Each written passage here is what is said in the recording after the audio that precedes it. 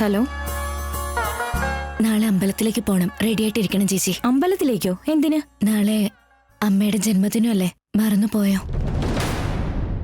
എത്ര ദുഃഖങ്ങളും സങ്കടങ്ങളും ഉണ്ടെങ്കിലും അമ്മയുടെ ജന്മദിനവും അച്ഛനമ്മമാരും മരിച്ചു പോകുന്ന ദിവസവും ഒന്നും നമ്മുടെ മനസ്സിൽ നിന്ന് പോകില്ല. എല്ലാവരെയും പോലെ നമ്മുടെ അച്ഛനും അമ്മയും ജീവിച്ചിരിപ്പുണ്ടായിരുന്നെങ്കിൽ നമ്മളിന്ന് എത്രത്തോളം സന്തോഷത്തോടെ ഇരിക്കേണ്ടതായിരുന്നു. അമ്മയുടെ സ്നേഹവും അച്ഛന്റെ വാത്സല്യവും അകന്നു പോയ അനാഥരായി പോയില്ലേ. എന്തൊക്കെ ചെയ്താലും അവരെ രണ്ടുപേരെയും തിരിച്ചു കൊണ്ടുവരാൻ കഴിയില്ല. കഴിഞ്ഞ ജന്മത്തിലെ പാപങ്ങള് ഈ ജന്മത്തില് വേട്ടയാടൂന്നല്ലേ ചേച്ചി? നമ്മൾ എന്ത് പാപോ ചെയ്തെന്ന് എനിക്കറിയില്ല. പക്ഷെ ഇപ്പൊ അനുഭവിക്കുന്നതാ. നമ്മളെപ്പോഴും അമ്മ ജനിച്ച ദിവസം അമ്പലത്തിലേക്ക് പോയി പൂജകളൊക്കെ നടത്തി നമ്മളെ കൊണ്ട് പറ്റുന്നത് പോലെ 10 പേർക്കോ 100 പേർക്കോ അന്നദാനം നടത്തിക്കൊണ്ട് വരികയാണ്. അച്ഛനും അമ്മയ്ക്കും ഒക്കെ അമ്മ ജനിച്ച ദിവസം ഓർമ്മയുണ്ടാകുമോ ആവോ? ഇവിടുത്തെ അച്ഛനോടും അമ്മയോടും അമ്മ ജനിച്ച ദിവസത്തെക്കുറിച്ച് പറയാൻ പോലും കഴിയാത്ത അവസ്ഥയാണ് നമുക്ക്. നല്ലതിനാണെങ്കിലും അല്ലെങ്കിലും നമ്മുടെ അച്ഛനും അമ്മയും ജീവിച്ചിരിപ്പുണ്ടായിരുന്നേ നമ്മുടെ അവസ്ഥ മറ്റൊന്നായി മാറുമായിരുന്നു അല്ലേ? നീ അവരുടെ കാര്യം വിട്.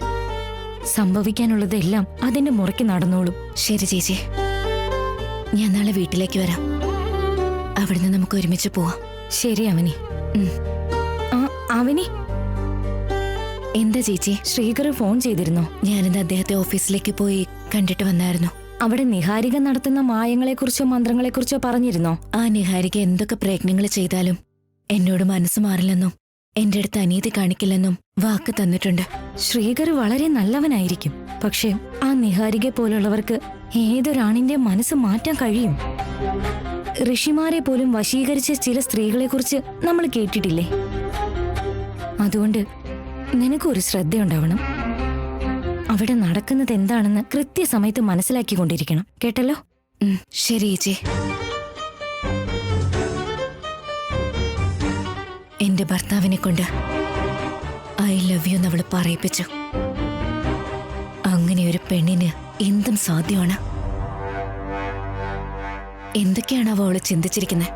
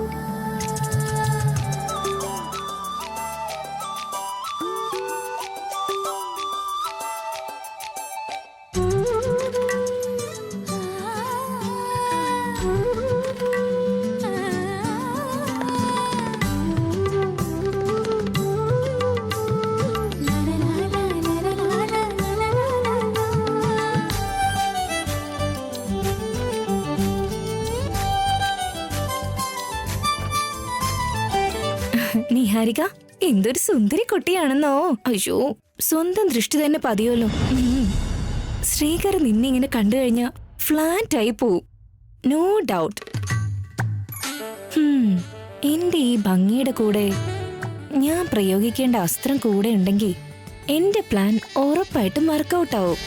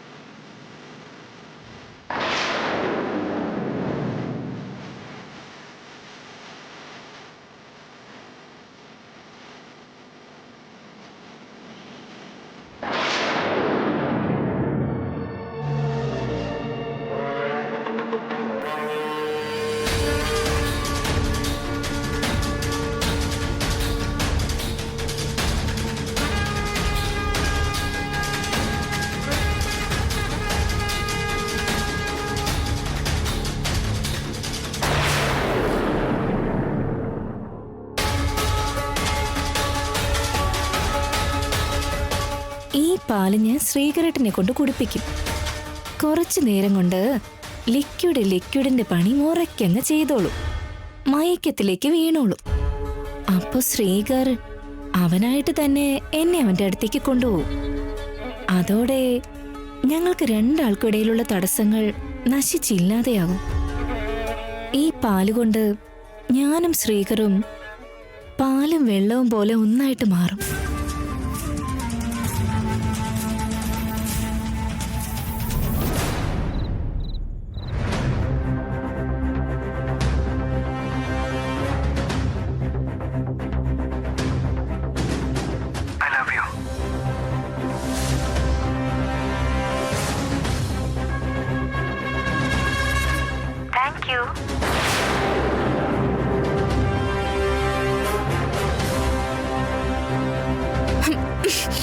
പരമദുഷ്ട, എങ്ങനെങ്കിലും അവള് വിചാരിച്ചതൊക്കെ സാധിക്കുന്നുണ്ട്.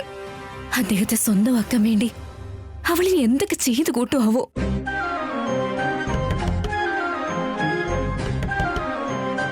ഈ സമയത്ത് ഇതിപ്പോ ആരായിരിക്കും?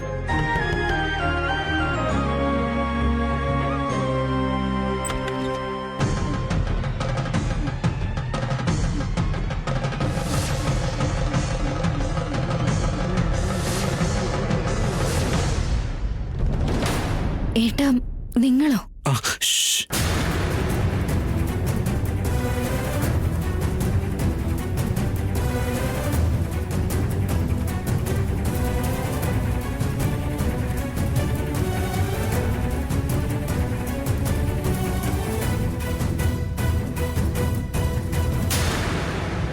ഇങ്ങനെ നോക്കുന്ന എന്താ മാഡം?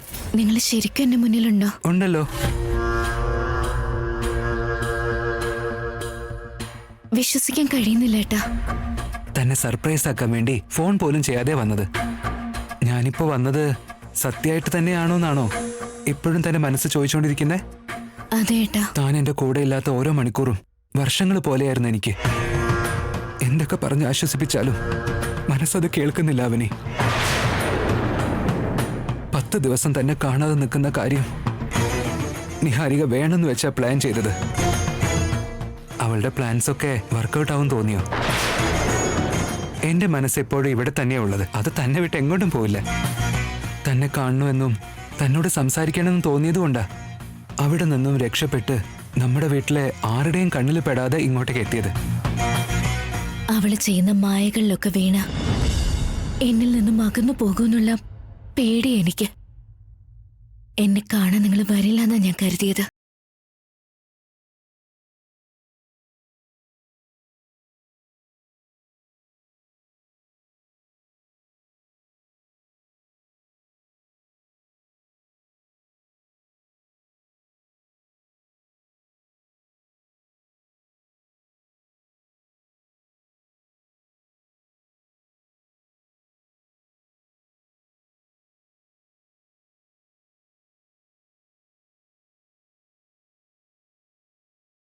പറയാൻ തുടങ്ങുമ്പോ തന്നെ കണ്ടില്ലെങ്കിൽ അതിനേക്കാളും വലിയ ബുദ്ധിമുട്ട് വേറെ ഇല്ലടോ.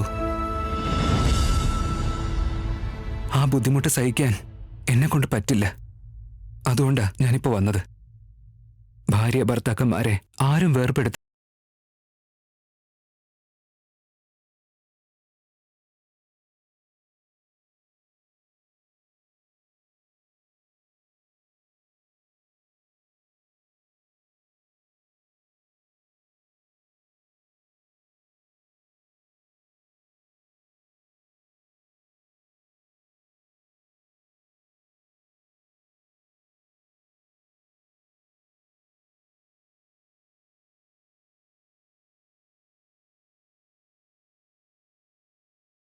എനിക്ക് നിൽക്കാനാവില്ല ഏട്ടാ.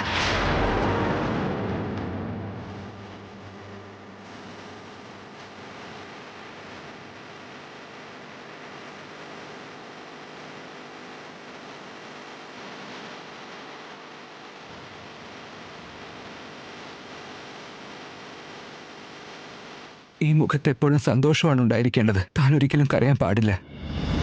ഉടനെ തന്നെ തൻ്റെ ഈ കണ്ണീരിന് എന്നേക്കുമായി അവസാനം ഉണ്ടാക്കും ഞാൻ.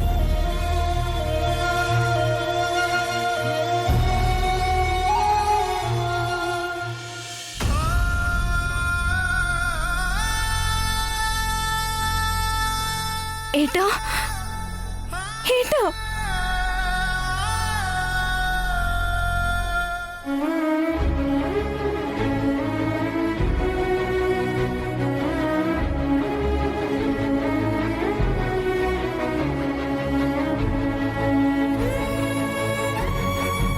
അവിടുത്തെ അവസ്ഥ എന്താണാവോ?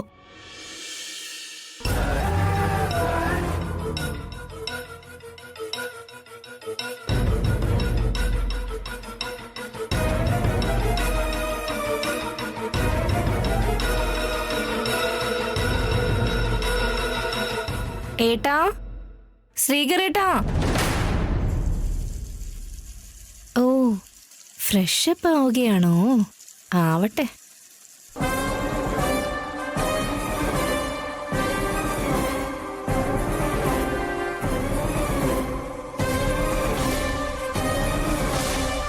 ഈ രാത്രി നമുക്ക് ശിവരാത്രിയാ.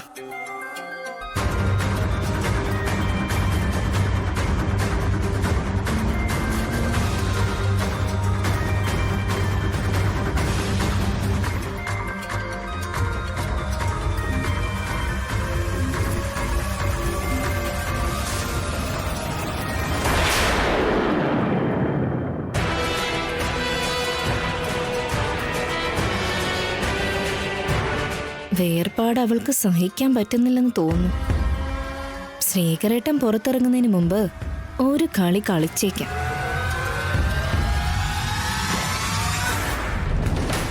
എന്താ ചെയ്യുന്നേട്ടാ? നിഹാരിക്കയ്ക്ക് ഉമ്മ കൊടുത്തോണ്ടിരിക്കുക. അവനി ഫോൺ ചെയ്ത് ഡിസ്റ്റർബ് ചെയ്തല്ലോ.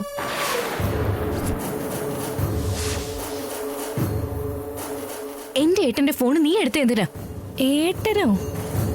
എന്തോ നിന്റെ കെട്ടിയനെ പോലെ എന്താ ഒരു അഭിസംബോധന?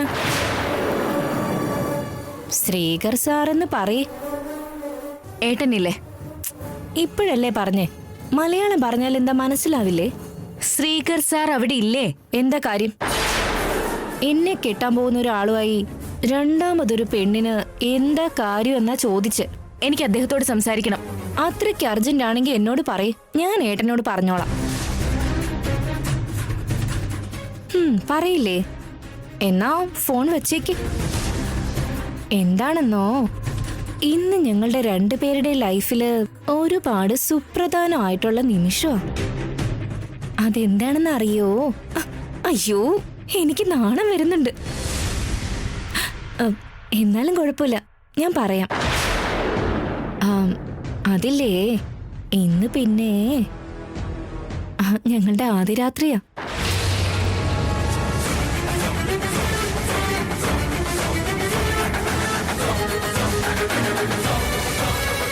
ഈ രാത്രി മുഴുവൻ രണ്ടാളും ഉറങ്ങു പോലും ചെയ്യാതെ വായടിക്കുന്നുണ്ടോ? സത്യമാണ് അവനി. നിങ്ങളുടെ രണ്ടുപേരുടെയും കല്യാണം നടക്കാൻ ഇനി ഒരുപാട് സമയമുണ്ട്.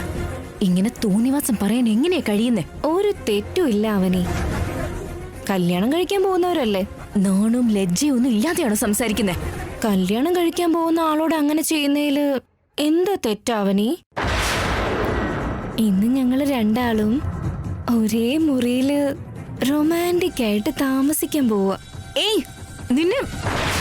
അയ്യോ, നീ എന്തിനിങ്ങനെ ദേഷ്യം പിടിക്കുന്നേ? അതുപോലെ നിന്നോടൊരു കാര്യം പറയാൻ മറന്നുപോയി.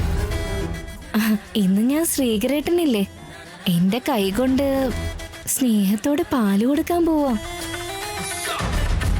ആ പാലില് ഞാൻ ബോധം കെടുത്തുന്ന മയക്കുമരുന്ന് ചേർത്തിട്ടുണ്ട്. ആ പാല് കുടിച്ചു കഴിഞ്ഞാ ശ്രീകരേട്ടൻ നല്ല കിക്കായിരിക്കും. എന്നെ ചേർത്ത് കെട്ടിപ്പിടിച്ച് പിന്നെ എനിക്ക് കുറെ ഉമ്മയൊക്കെ തന്ന് അതിന് ശേഷം ഡാഷ് ഡാഷ് ഡാഷ്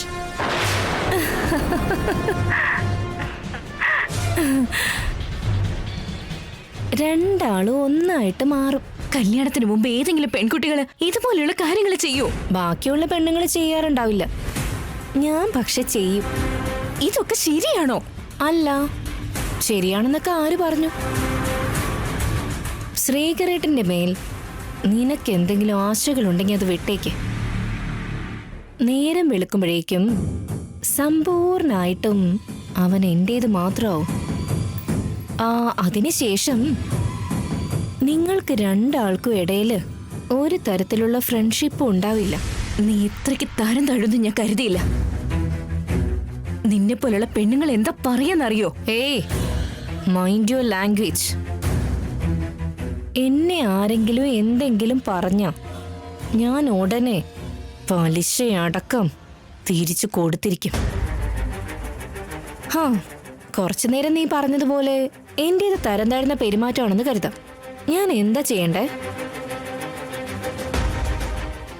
ശ്രീകറിനെ സ്വന്താക്കാൻ വേണ്ടി എനിക്കിതിനേക്കാൾ നല്ലൊരു മാർഗം കിട്ടാനില്ല.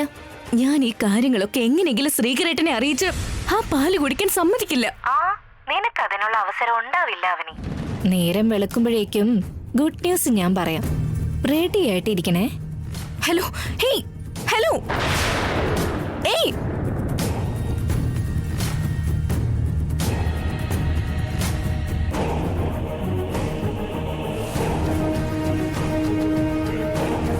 This number is currently switched off.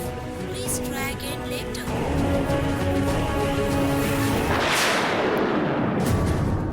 ഇന്ന് രാത്രി നീ കുറച്ച് അനുഭവിക്കും.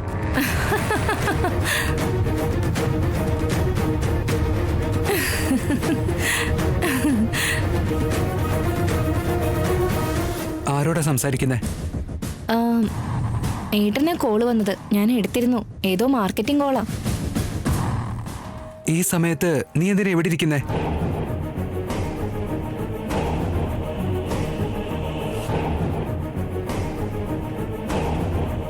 ഏട്ടന് വേണ്ടി പാല് കൊണ്ടുവന്നതാ. ഇതാ ഏട്ടാ. ഇതെനിക്കെന്തിനാ? ഇതെന്തോ ഫസ്റ്റ് നൈറ്റിന് തരുന്ന പോലെയൊന്നും കരുതാൻ നിൽക്കണ്ട. എന്നെ കാണുമ്പോ പുതിയ കല്യാണ പെണ്ണ് ആദ്യ രാത്രിക്ക് വേണ്ടി പാല് കൊണ്ടുവന്ന പോലെ തോന്നുന്നുണ്ടോ? അതൊന്നും അല്ല ചേട്ടാ.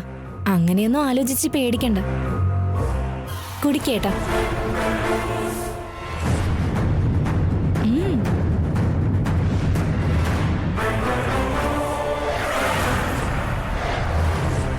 ഞാൻ പിന്നെ കുടിച്ചോളാം. നീ ഇപ്പൊ ചെല്ല്. പെട്ടെന്ന് കുടിച്ച് ഗ്ലാസ് താഴേട്ടാ. ഞാൻ അതുകൊണ്ട് പൊയ്ക്കോളാം.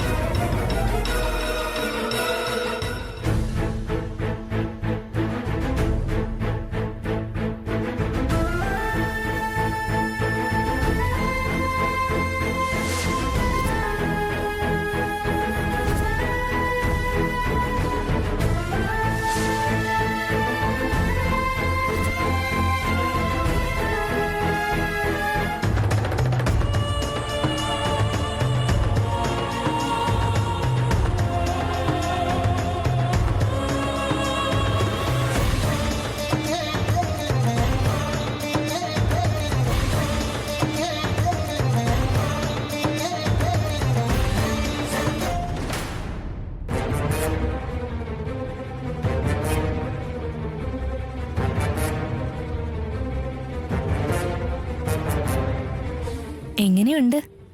വളരെ നന്നായിട്ടുണ്ടോ?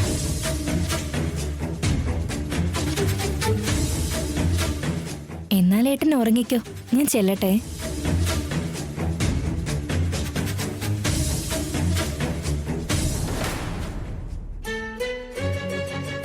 പോവണ്ട. ഇവിടെ നിക്കണോ? അതെ. എന്തിനാ? എനിക്ക് നിന്നോട് കുറച്ച് സംസാരിക്കാനുണ്ട്.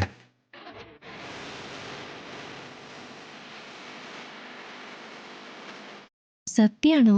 സത്യോടോ. എന്നെ ഏട്ടന് ഇഷ്ടായോ? ഇത്രയും സുന്ദരിയായ ഒരു പെണ്ണിനെ ഇഷ്ടപ്പെടാതിരിക്കുവോ? എന്നിട്ട് ഇത്ര ഭംഗിയുള്ളതിന് ഇത്രയും ദിവസം എന്തിനാ അകറ്റി നിർത്തിയത്? ഇപ്പോഴാ നിനക്ക് ഭംഗി കൂടിയത്. ഇനി അകറ്റി നിർത്തില്ല.